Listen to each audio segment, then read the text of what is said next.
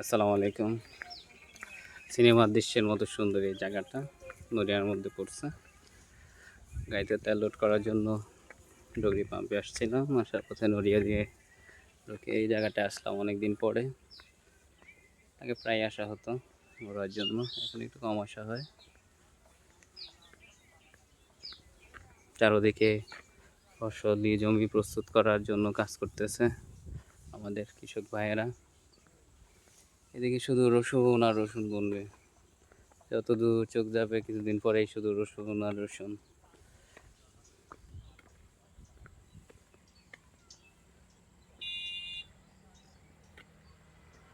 দৃশ্যগুলো আলহামদুলিল্লাহ অনেক সুন্দর।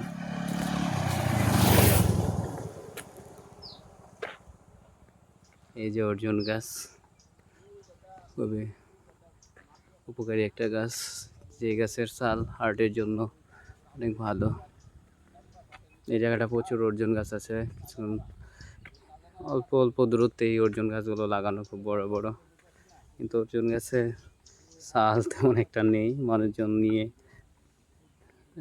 ব্যবহার করে খাওয়ার জন্য।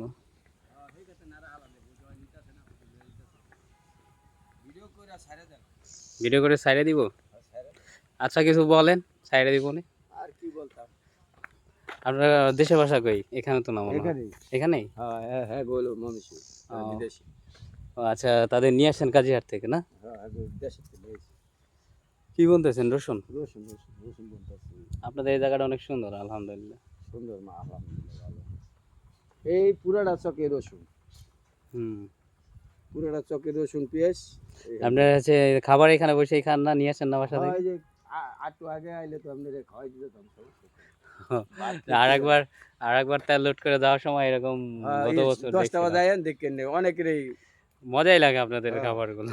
আপনাদের এলাকার বাড়ি কোনা নেই? জাজিরায়। ও তার তো বেশি দূরে না, কাছে।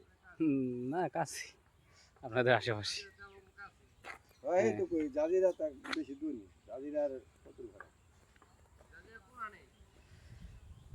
জাজিরা হচ্ছে আপনার খোসাল শিকদার কান্দি। পোস্ট অফিস চিনেন না? জাজিরা পোস্ট অফিস ওইখানেই। আপনার বাসা কই? এই যে আমাদের বাসায় সামনে এই মসুরা নেই, ও ওই যে ওই মচুরটা না? ওইখানে তো কি সুন্দর সুপারি গাছ। হ্যাঁ ওই যে এই সাইডে লাগাইছে। হ্যাঁ।